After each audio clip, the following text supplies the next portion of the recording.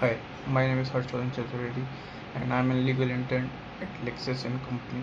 So today we are going to talk about Madras High Court judge overcame his prejudices against the LGBTQ community. So the judgment by Justice N. Anand captured the outlook of society towards same-sex relationship and how he himself had to get over personal prejudices to better understand the issues. Ignorance is no justification for normalizing any form of discrimination, in the Madras High Court observed while issuing a slew of directions to further the cause of the LGBTQA community as Sushma versus Commissioner of Police. The judgment by Justice N. Anand, which ran into 104 pages, captured the outlook of society towards the same sex relationship and how he himself had to get over the personal prejudices to better understand the issue. The judgment was rendered in a plea by lesbian couples seeking protection from their relatives.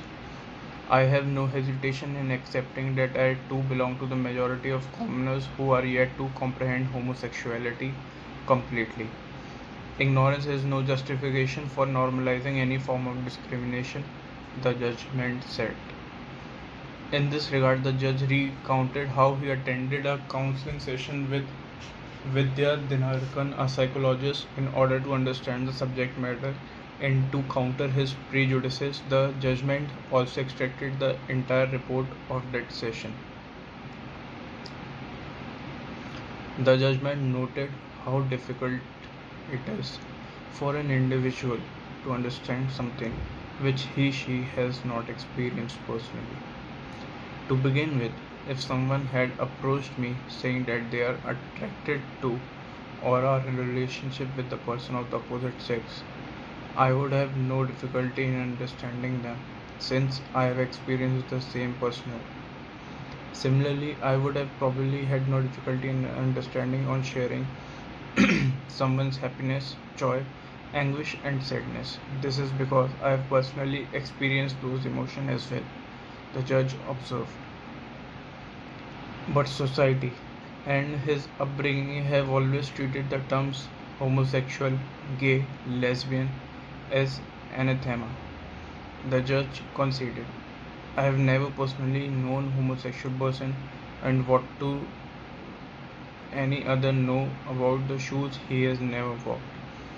For I have not walked in these shoes, a majority of the society would stand in the same position of ignorance and preconceived notions. I have at the best read or come across people talking about the LGBT community, but not to an extent where it has made a positive impact on me or influenced me.